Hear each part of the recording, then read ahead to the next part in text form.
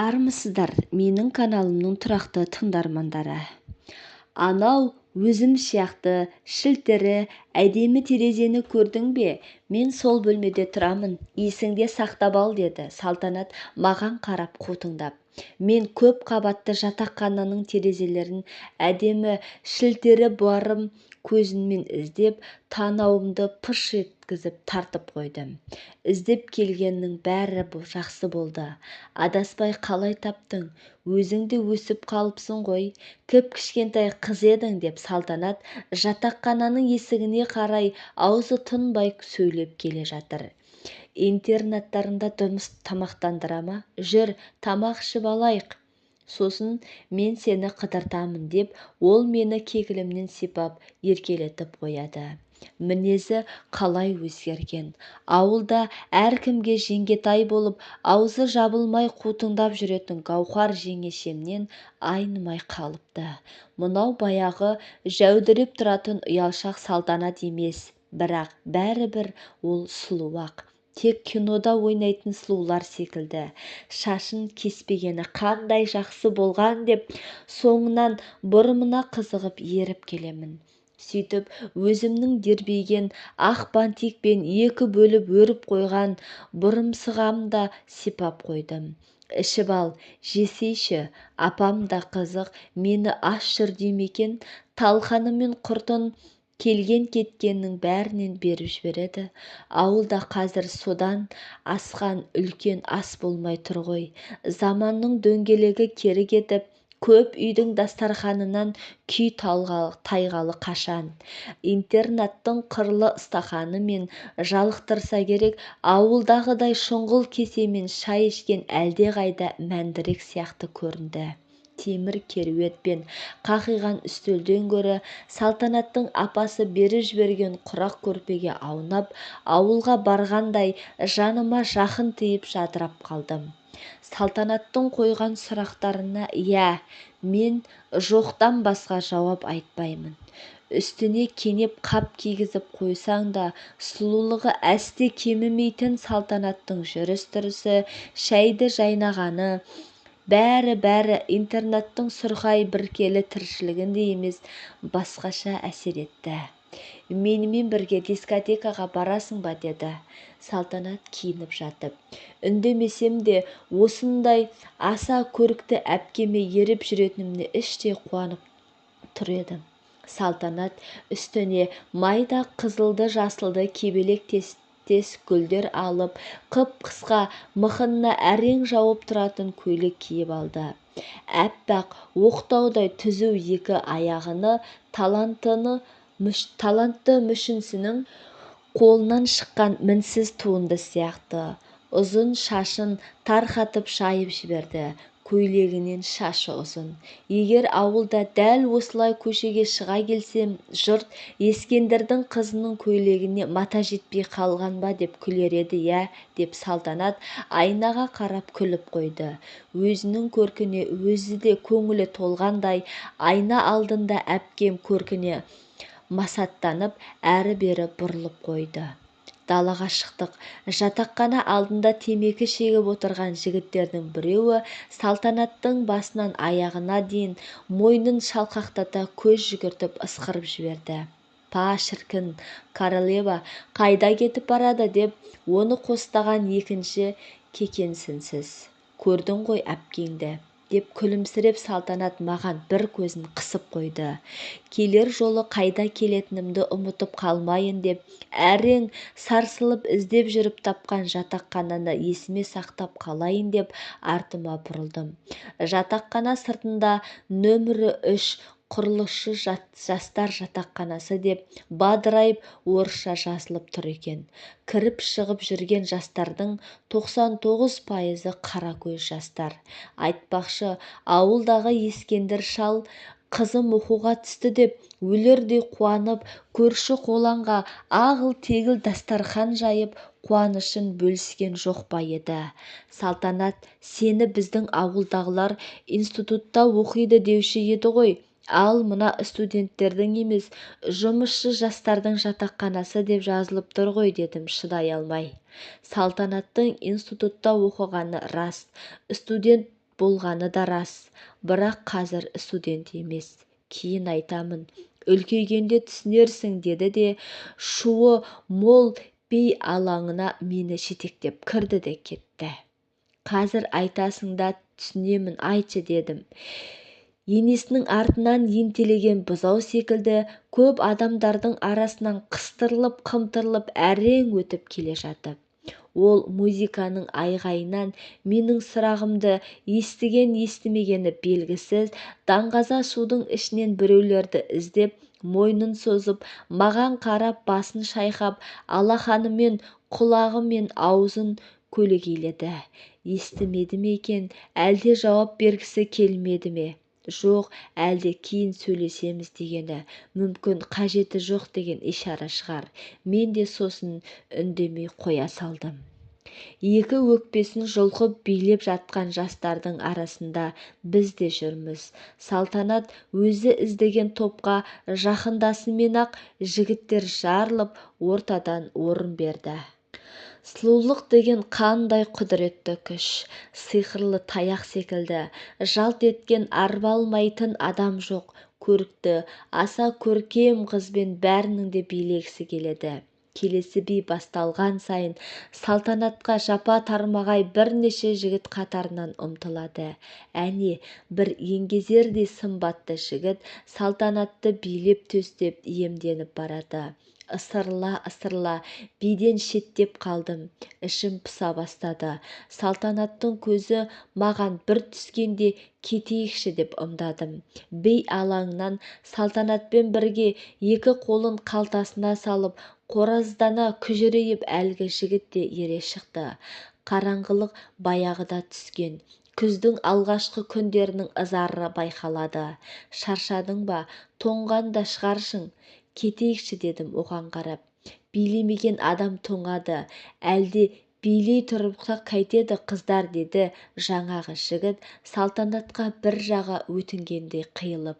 Салтанат маған не істейміз дегенде сұраулы жүзбен қарап еді. Мен кеткім келіп тұрғанын білдіріп, маңдайымды тыржиттым. Оның үстіне манадай бері билемей шетте салтанаттан көз алмай тұрған ұсқынсыздау шикіл сары жігіт те көңіліме неше түрлі күдік ұялатып тұр еді. Сонымен қораз жігіт, өзімше ат қойғаным ғой, бізді шығарып салмақ болды. Өзінің де аты Ораз екен. Жатақханаға қарай аяңдап келеміз. Самаладай жарқ-жұрқ еткен даңғазаға толы би алаңы да артта қалып барады. Жарық көшелер кейін қалып, жаңадан салына бастаған үй құрылыстарына жақындағанда салтанат мына үйлерді біз тұрғызып жатырмыз деп мақтанғаны, әлде өкінгені белгісіз. Сіз секілді аруға балшық илеп, кірпіш көтерген обал екен. Сіз сияқты аруға актриса болу ғана лайық деп, қораз жігіт салтанаттың сүйріктей саусақтарын алақанымен әспеттей көтеріп ерніне апармақшы болып еді, ол қолын сілкіп тартып алды.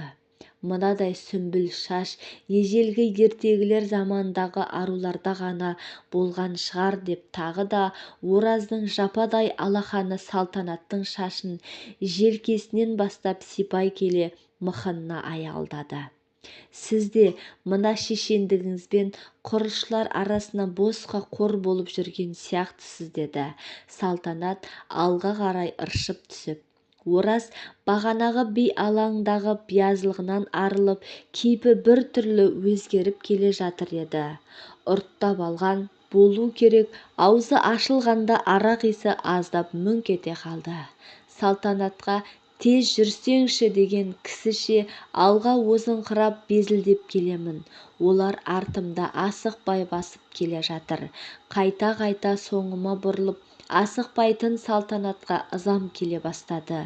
Енді бір уақытта әлгі жігіт бір қолымен салтанаттың иығынан қапсыра құшақтап алыпты.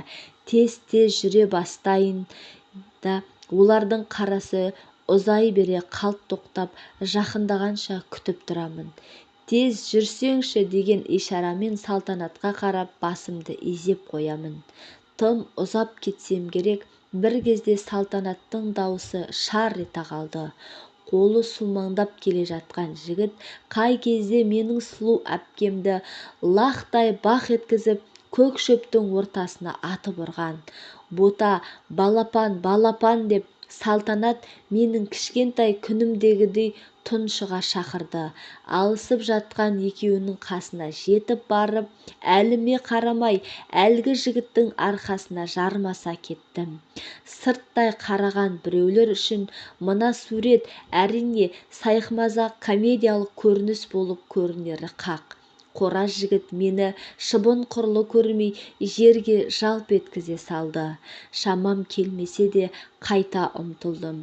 Тағы да оңдырған жоқ, ұшырып жіберді. Балапан, балапан дейді арпалыса ышқынған Салтанат.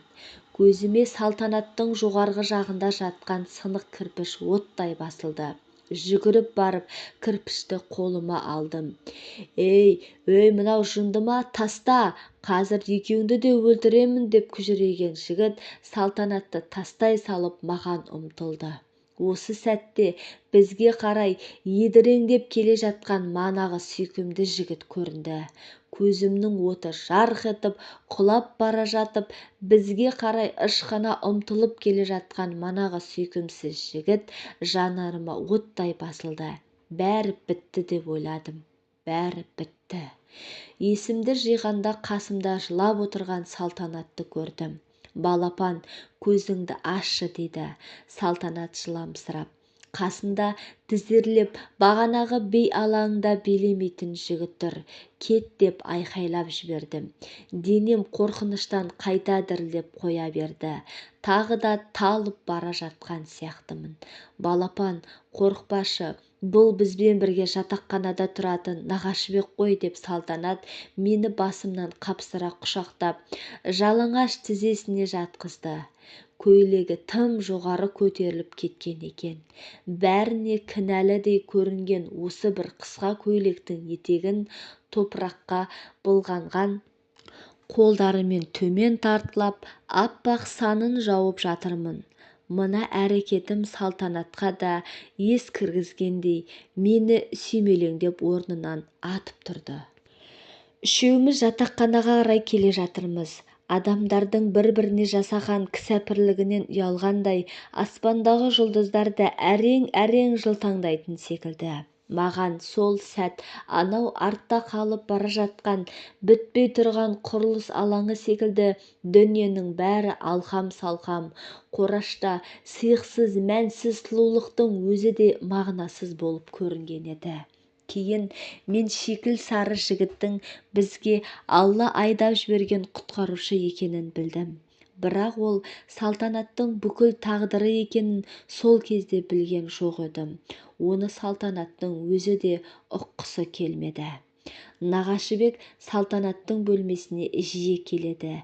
Әрине, оның Салтанатты өлердей сүйетінін айтпаса да түсінікті. Артынан көлеңке сияқты салпақтап жүргені сол еріп жүріп қой Салтанатты бір абыройсыздықтан құтқарып алып қалғаны. Нағашыбек көрікті қыздың құдіретіне арып алғандай мінезі ашық Салтанат сампылдап сөйлеп отырғанда көз алмай қарап отырады. Ал шынына келсек, ол құтқарушының көңіліне қарап қана онымен бірге анда-санда киноға, медеу жаққа қыдырып қайтқаны болмаса, үнемі Нағашыбектен қашқақтап жүретін. Салтанат бірде Нағашыбектің студент екенін, сырттай оқуын жалғастырып, тапқан табысын әке-шешесіне беріп, оған қоса күндізгі бөлімде оқитын қарындасына қарайласып тұрасынын айтып еді. Қысқасы, Нағашыбек Салтанатты ессіз жақсы көргенімен, көлеңкесі сияқты еріп жүргенімен бәрібір оған ұнамай-ақ қойды. Сол жігіттің аты аталса болды, тыжырынып қалады келеді. Сонымен екеуі кітаптардағы ғашықтарша жарасып кете қоймады.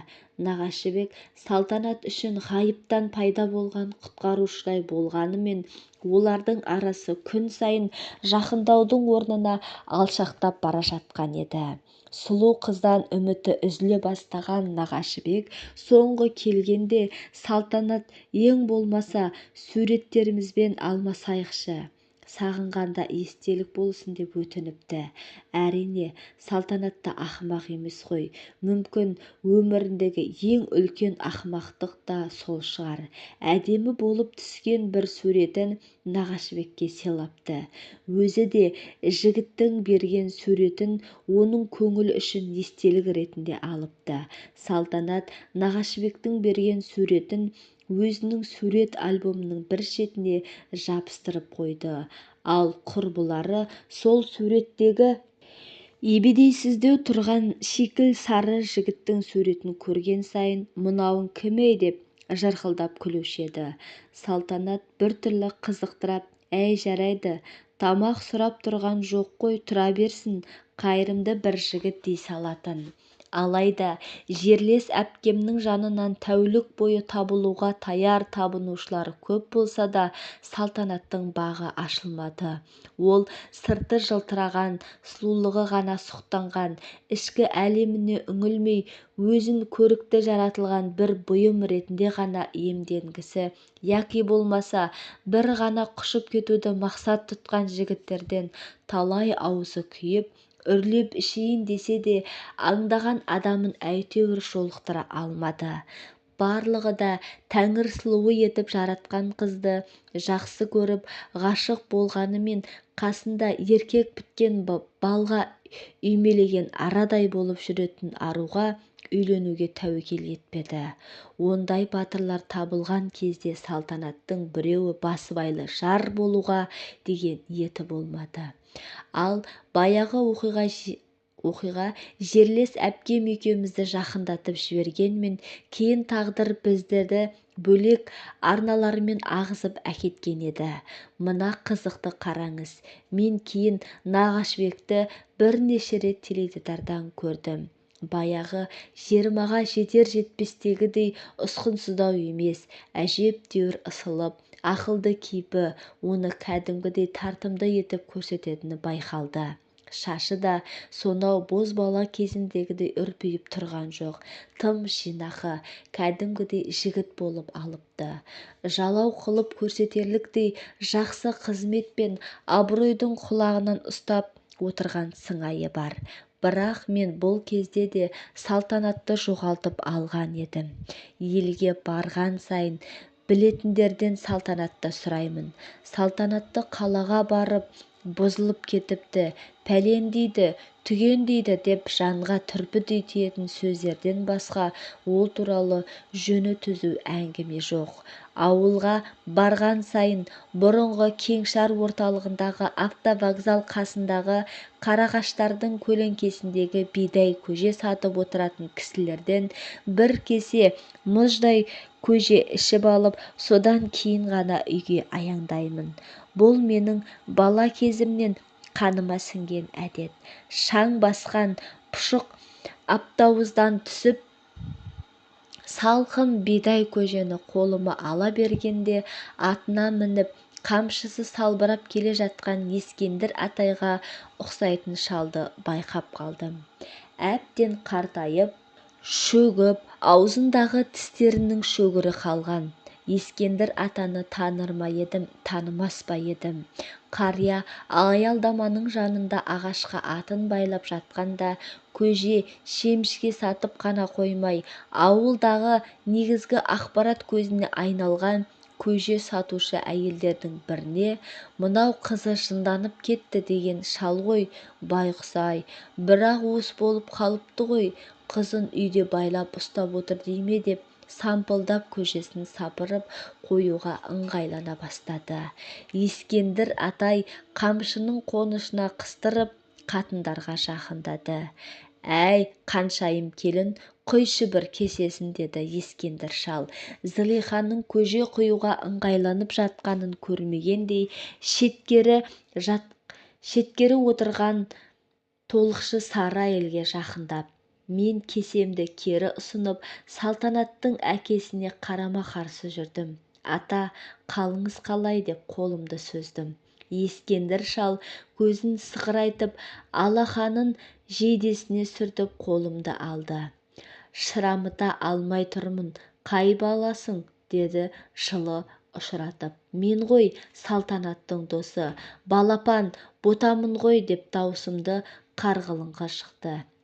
Ботам, бой жеттің бе деп Ескендір шалдың бет әлпеті бұзылып атына қарай аяңдады. Мен де сонымен ілестім. Ата, Салтанат қайда? Тілің кесілгір, әлгі кесір әйелдердің сөзі жалған болып шыққай. Ботам-ау, қызымның бағы ашылмады ғой, естіп жатқан шығарсың. Құдайым бармақтай бағын қимады қызыма. Көрікті қылып жаратқанша, өрісті етіп жаралсан етті. Ақыл есінен айырды-ау Құдай деп Ескендір атай кемсең етті. Бір тамшы жас сақалын бойлай сырғып келіп, қолындағы көжеге тамды. Ата, Салтанат үйде болса, көре кетейінші дедім тамағыма өксік тығылып. Несін көресің балам-ау деп, ол кісі атын жаяу жетектеп үйіне қарай аяңдады. Мен де артынан ілестім. Біз ауылға кіргенде Салтанаттың шешесі самаурынға көсеумен ошақтап алып шоқ салып жатыр екен.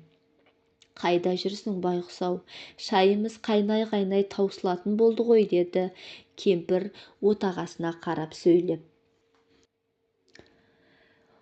Мені көрді де алақанымен көзін күннен көлегейлеп бізге қарай жүрді.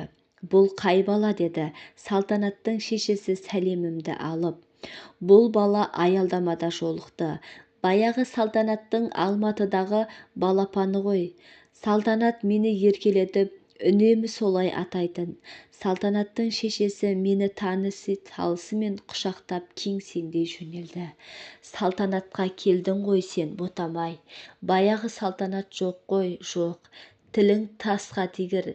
Мына жұрт қызыңды адам жаратты ма, періште жаратты ма, сурет-ау, сурет деп сұқтана беруші еді. Түбіне жетіп тынды ғой деп шешей зарлана жөнелді. Көшедегі әйелдердің жаңылыспағанын білгенде, менің сан жылдардан кейін бала ботадан адам болып ақыл есім кіргенде, сол сұлу әпкемнен бір сырласам, екеуміз баяғыдай таң атқанша әңгімелессек дейтін көкейдегі сары арман, ауылға деген сағынышым сап тыйылғандай тамағымда бір нәрсе кернеді де қалды. Қойшы енді сұңқылдамай, шайыңды әкел, мына бала да шөлдеген шығар, демін алсын. Салтанатқа барсын да мүмкін таныр деп, Ескендір атаның даусы дірілдеп, атын жетектеген бойы төбесін қамыспен жапқан қораға кіріп кетті. Дірілдеп бара жатқан жауырына қарап, жылап барасыз-ау дедім, шарасыз іште жүрегім құм болып. Мен кіргенде ескі кілемнің үстінде Салтанат теріс қарап отыр екен. Бөлмеде ол отырған ескі кілемнен өзге басқа артық бұйым көрінбеді. Жай басып барып Салтанатты ту сыртынан құшақтадым. Мені күнде көріп жүргендей кісіше мағынасыз бұрылып қарады да қойды. Жанына тізерлеп отыра кеттім. Көзімнен ып-ыстық жас домалап барып Салтанаттың шашына құлады. Баяғы Салтанат қой мынау. Ауырғаны да, ақылынан адасқаны да мүлде өтірік сияқты. Маған тамақ берші, қарным ашты, деді Салтанат жалынышты көзқараспен. Күнім-ау, тамақ жесең әкелемін ғой, садағаң кетейін деп менімен артымнан ілесе кіріп, үндемей тұрған Салтанаттың шешесі тарпылдатып кебісін сүйретіп қайта шығып кетті. Шашы баяғы оқиғадан кейін қайта тарақ көрмегендей қопырап тұр. Таныды ма екен, танымады ма екен деген оймен көзімнің жасы мен автобустың шаңына айғыздалған бетімді алақанымен сүртіп терезеге жақындадым. О, тоба, терезенің алдында баяғы Нағашыбектің альбомнан жыртылып алған суреті.